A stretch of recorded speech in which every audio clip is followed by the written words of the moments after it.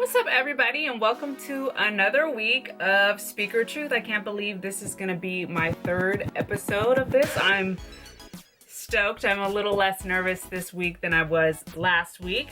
This is not a tarot reading, although if the shoe fits, I bring my cards up here because they bring me comfort when I feel nervous.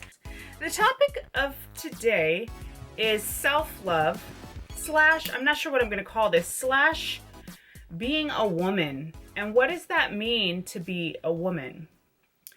As you can maybe tell this week, I'm a little more dolled up than usual.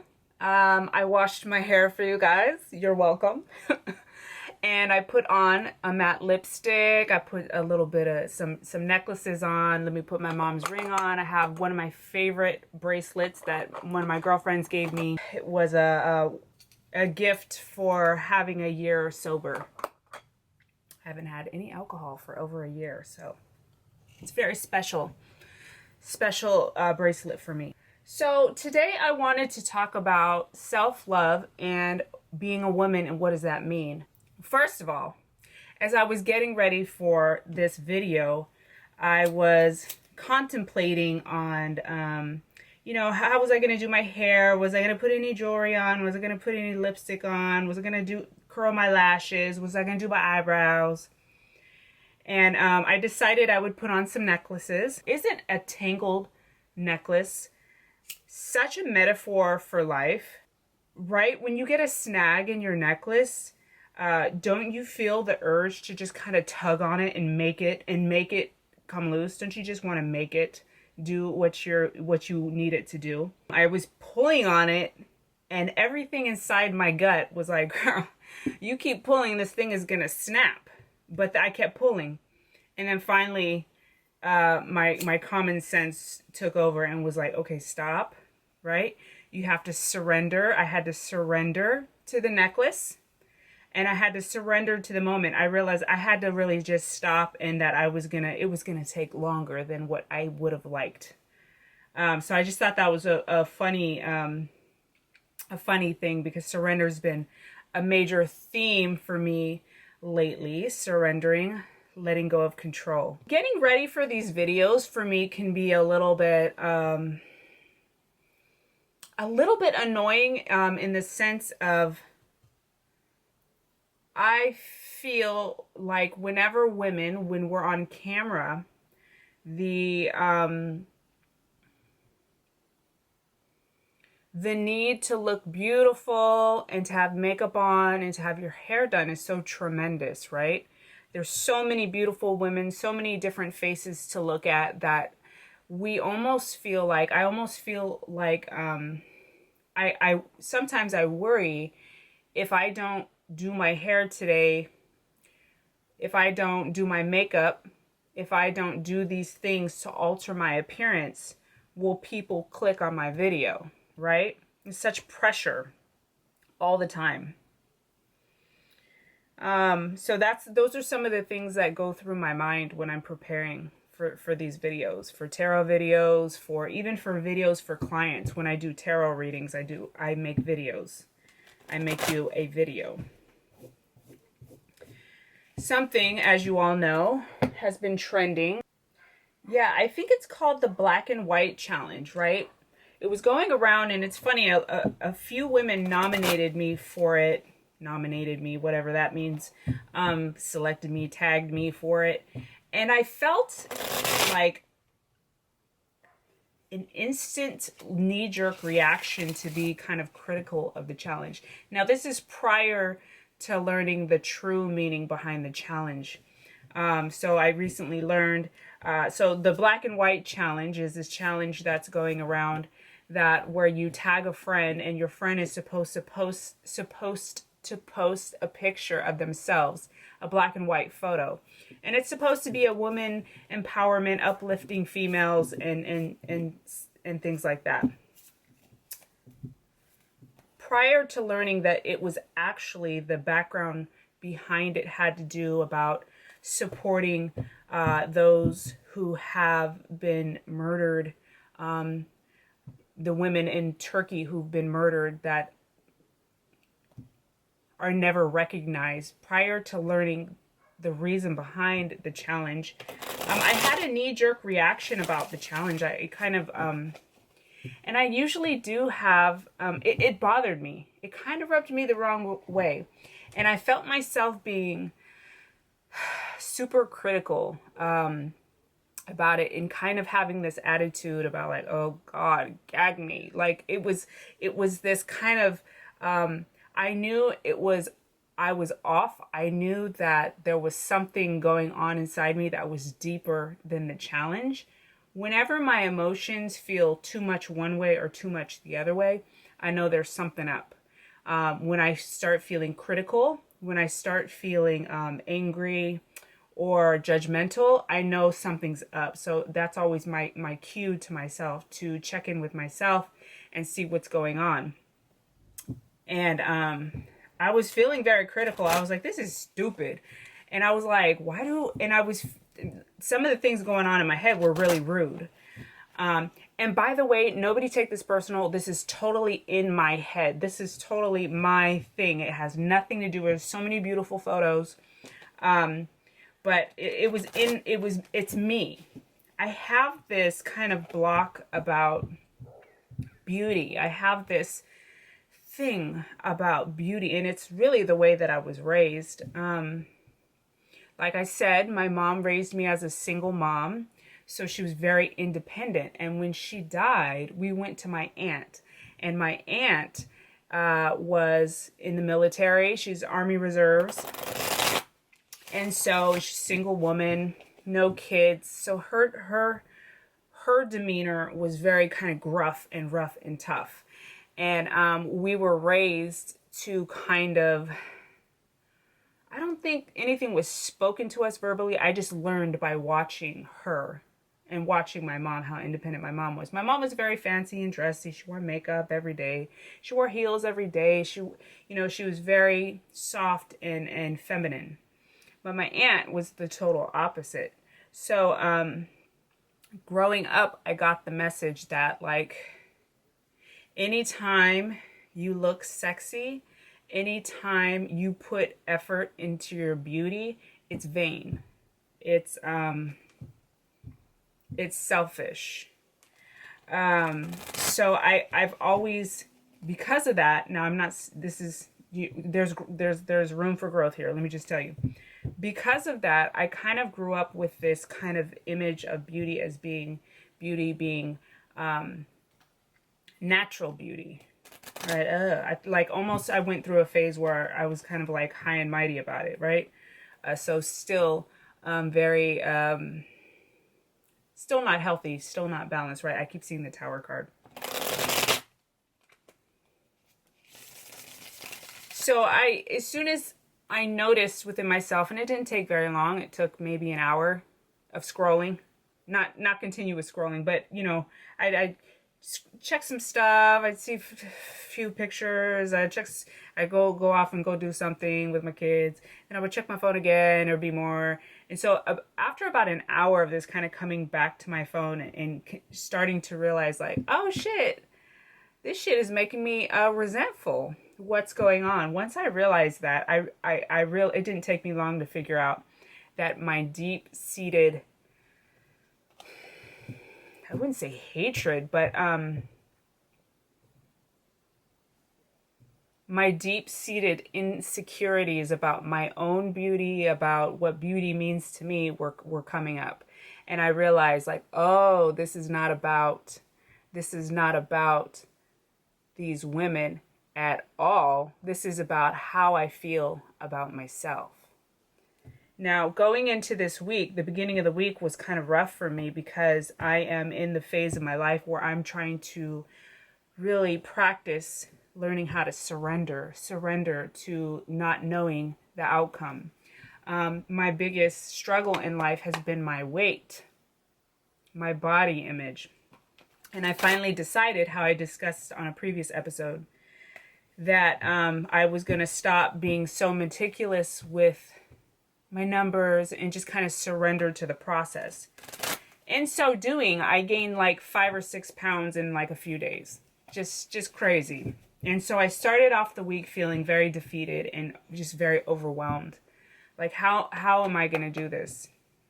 I think what it was too, growing up, my body type was not like anyone in my families, because everybody else was white. My cousins were skinny and kind of flat and, you know, not bony, but just, you know, skinny white girls. And I really envied their bodies. I really wanted a body like that. I was developed breasts like out the gate. Like I had titties when I was like 8 or 9. You know what I'm saying? I was like, all the boys always wanted to fuck with me, touch me. And my friends were always flat chested in elementary school.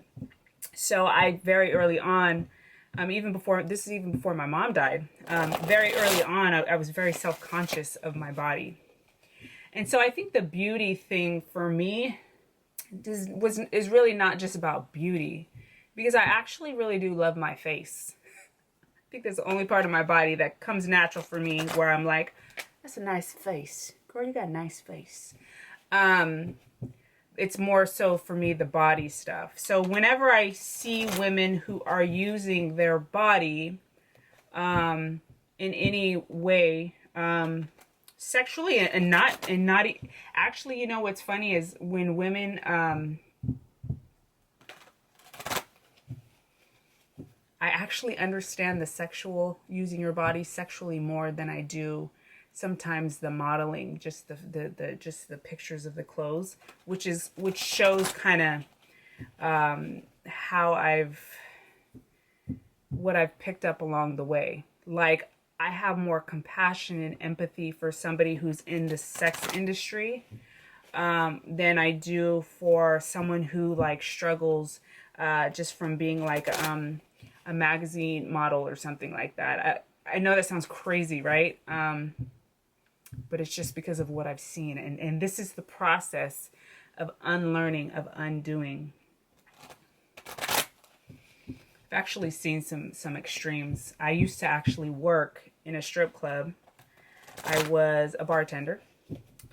And I really envy's not the right word. I really admired the women who danced.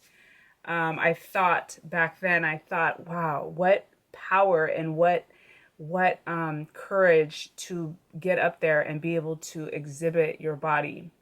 Okay, that's my headspace in my 20s, my early 20s, okay? But I always knew that I could not quite get there. Whether it was physically or mentally, I could not quite make myself do what they were doing.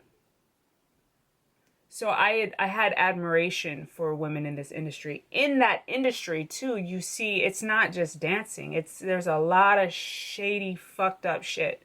Women are, you know, because they're in that line of work, it becomes an open door and a green light for men to do whatever they think, for them to do whatever they want to do.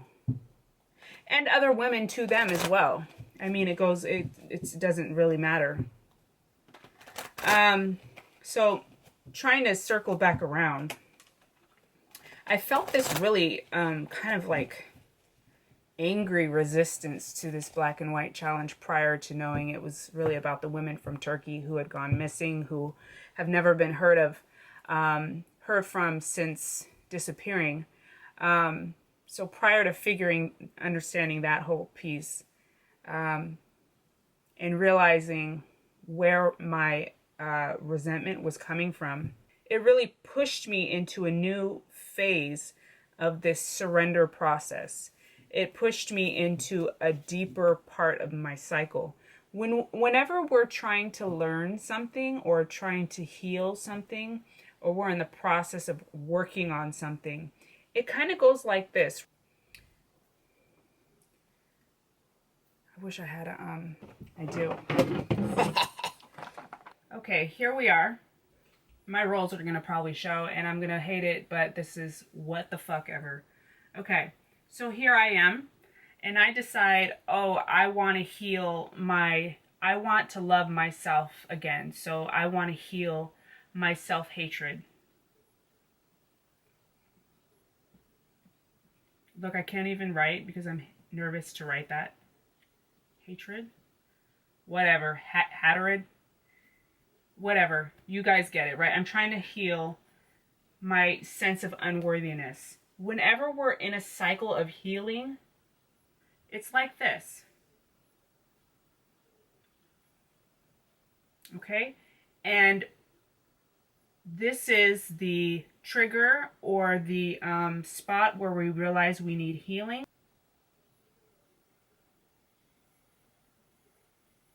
Okay, let's say you're actively working on your healing daily, always coming back to it. We first start, and when we first start, we revisit the pain more frequently, right? More frequently, because it's smaller, it's tighter, it's more wound up, it's more new and fresh. But as we begin to heal more and more, the revisiting of the trauma or the topic is less and less. The loops are bigger. It takes more time to come back around to it. So within my learning how to surrender and to love myself fully,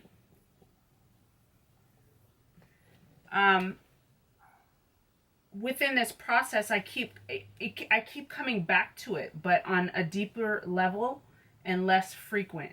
So this week, I had kind of a revisit of like a revisit and a coming to terms with this new kind of level of dedication to this process. So I gained some weight. So I was like, okay, so not only that, but I'm realizing that I have this kind of anger about beauty, and about gag me with a fucking spoon. Really? Women empowerment? We're posting a picture of how pretty we look? Why is that women empowerment? Okay, this is just what's happening inside me. This is just me. I do understand it on a logical level, how that is part of women empowerment. Feels good to look sexy. It does. But I'm just taking you through what happens through my shit, okay? I'm being vulnerable. So if I get people up on here talking shit, I'm gonna block your ass, okay? Because I'm not telling you that this is really how it is. I'm just explaining what happens in this noggin, okay? So coming back around, I realized that there's got to be more depth to my healing. I have to kind of enact something a little deeper, a little bit more intense with my journey of self-love, because I'm gaining weight. I don't like the way my face is looking. I don't like the way my arms are looking. I don't like my stomach. So okay. So that's self-love, self-hatred, okay? So what can we do? That combined with the fact that I'm realizing that I'm getting mad at all these photos. What can I do? So this week I started writing. I was pulling cards and I got messages about writing for myself. It's really important for me to write it, because within the process of writing, magic comes out when we write. Really magical stuff can happen while you're writing. You can unlock some secrets while you're writing. And you guys, I honestly think that, when you grow up at such a young age and your body's already developed. I mean, I was at 8 years old getting whistled at by men. You know what I mean? So that kind of put me at a very early age in defense mode about my body. I was very protective of my body. I didn't have a dad.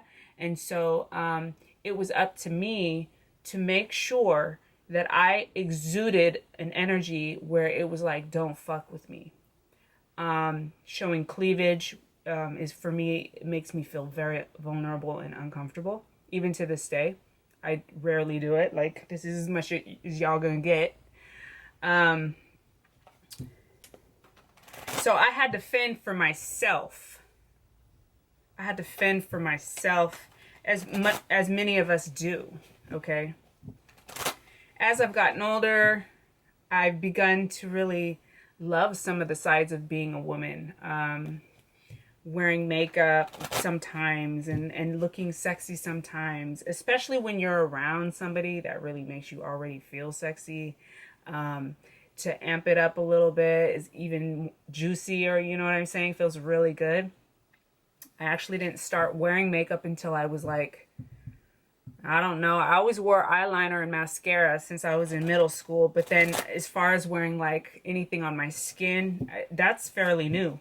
Actually, I started doing that when I was like maybe 20, 25 or 26. And you know what it was? It was my ex. He was like, how come you don't wear makeup? And he would always buy me makeup.